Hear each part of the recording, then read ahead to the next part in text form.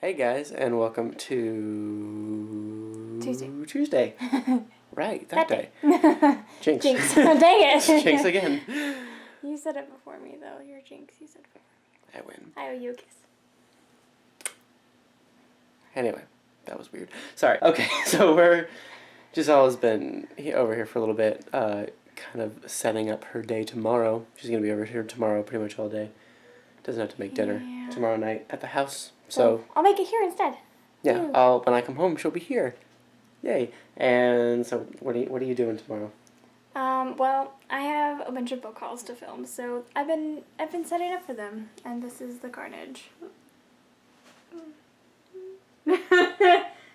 Yep, this is what you get when you don't film a book haul since March, or since February actually, because last one I did was for Valentine's Day, but I figured I'd show you guys through my piles right now, through my logic. So I'm not allowed to haul any of these books yet, or organize them yet, because... I'm filming those tonight, though. Yeah, Chris is hauling those, so I'll organize those tomorrow. So a few of those do belong in here. Yeah, that's my May book haul. Some of the old back books there. Over here, but these are the old books that I've gotten. So pretty much, this is the newest book, and it's from the 60s.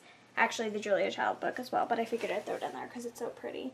But then, all these books are pretty much 1920 and earlier. Like, most of them are pretty old, like 100 years. And then these are books for my fairy tale retellings. These are all the fairy tale retellings that I've bought since starting my project. So there's a lot of them. And then this big stack and this little stack right here are like old children's books. So like, I'd say maybe the 60s or the 50s and earlier. And then these two stacks right here are new children's books, so probably about the 70s and to present day. And then these two right here are just science fiction and fantasy, straight up, not children's at all, except for one of them, which is such an old children's fantasy book that I just figured I'd throw it in there because it's like from 1850. And then these two are classics that are not ancient. I mean, they're old, obviously, because they're classics, but they're newer editions of classics. Yeah, so that's what these are. And then over here I have romance. And I'm not sure what genre Barbara Pym fits into or where I should place her yet, so I haven't quite placed her. I may stick her in the classic section, and I have two self-help books. But I have that, and then some of these books will probably go in hers. This is my book haul. There's all that. Also, I have a couple coloring books in my children's section, and I haven't quite figured out which place I want them to So how many hauls is this total? So I'm thinking 1, 2, 3, 4, 5, 6, 7. 7 book hauls on Giselle's channel very soon. I mean, I asked people, and they said that they wanted to hear my thoughts about the book, not just saying the titles, but like at least like 1 or 2 sentences about why I picked them up, even if it's only like, this cover is really pretty, I know nothing about it.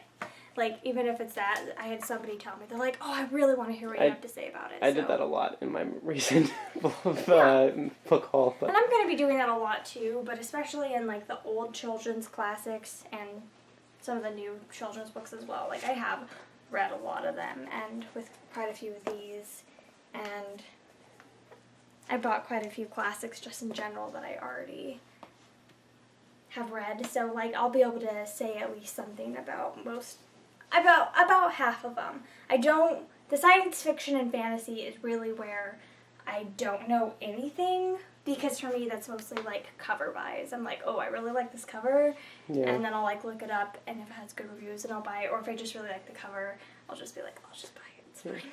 Something I wish I had mentioned in my recent haul, the April haul, and that I might mention on the May haul, is just like, the more and more that I read, the more and more I like to try new things, just based on like the way they look. Like, I want to try new things, and even if I don't know really anything about it, I'm going to pick it up because I think it looks interesting. It's fun to try stuff that you have no idea what it is when you're going into it. It's an adventure, and I prefer doing that. Honestly, if there was a book that I'm interested in and somebody hauls it or is reviewing it or wrapping it up or whatever and talks about it, I'll literally skip everything they have to say and just listen to their thoughts about it. Is that bad? That I'm just like, I don't want to hear a summary. You're an awful person if you do a summary of a book that I want to read, because I just don't I do want that to. in all I know, mine. and I do it too. I always try to give good summaries at least. I try very hard to give at least a tiny bit of summary without spoiling anything. Yeah, But me I too. guess I understand if it's something you want to go in completely blind. Yeah, That's understandable. which is like I learned more about the unexpected everything than I wanted to. Like I wanted to go in totally blind, and then I heard somewhere what it was about, and I was really sad. So, yeah, it's sitting over there. This book right here. Yeah. You just started reading that. I mean, I'm like not even into it at all. I'm like on page 10. But I didn't want to know anything, and I know a very small amount. And it's like I know literally like 3 things about it, but like that's too much. I didn't want to know anything, so that's kind of how I am. If I'm like interested in a book, I'll literally skip what they have to say and just like hear their thoughts on it, the book itself, and not the summary. Which is, even though I give summaries and stuff as well, because if I have no idea what the book is about and I don't know if I'm interested in it, then I love when people give summaries. So, yeah, anyway. And then Giselle's also going to do a bookend haul, because there's like 7 of them that we've gotten. Yeah, I would do one, like maybe I would do one, but I think they're more your thing than my thing, even though I do really like all of the ones that I got. Yeah, they're pretty awesome. I may do some like spray painting and DIY type stuff with it. We only have 3 of them over here right now, and then the other like 4 are at the house. So I'm gonna bring them over tomorrow morning so I can haul them. I'll probably throw them in with the old books because I feel like this is gonna be the smallest haul.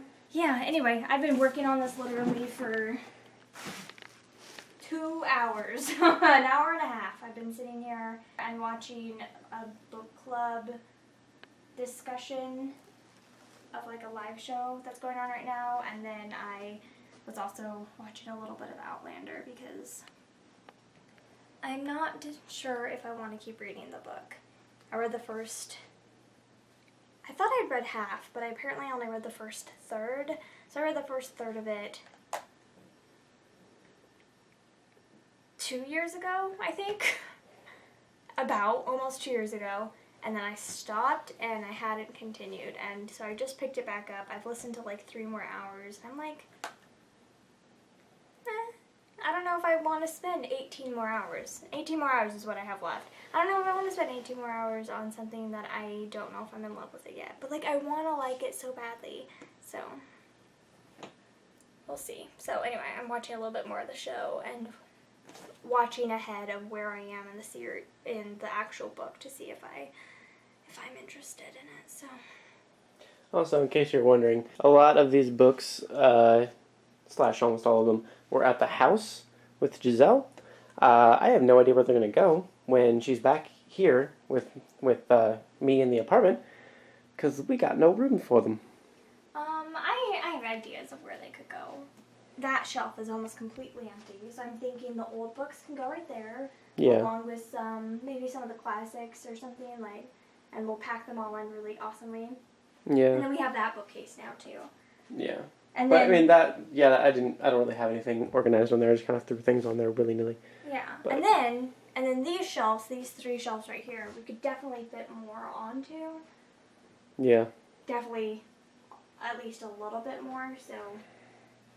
And then that shelf over there, those shelves over there aren't stacked up at all, and we can stack up those shelves. Oh yeah, these are kind of empty, but. Yeah, so like I can definitely fit more in, and I will. That's probably what I'll do. As soon as I'm done book hauling, then I'll probably start spend organizing. the next 5 hours putting them all away.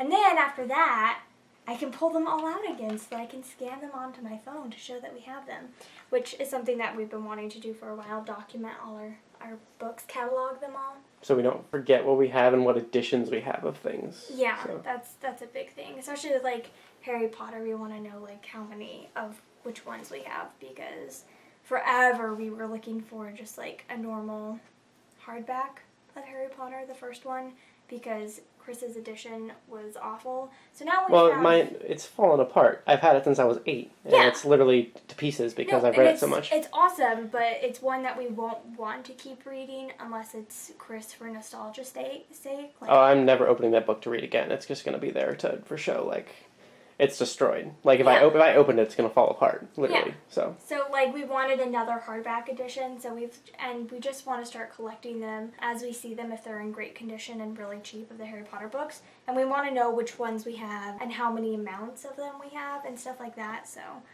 it's nice, and the book app that I'm going to use for that is really good. That you can scan it or stick in the ISBN, and it will tell you what edition exactly, so you can scan in the same book like 4 times. It'll be like first edition, 8th edition, like stuff like that. So that's really nice, so we know.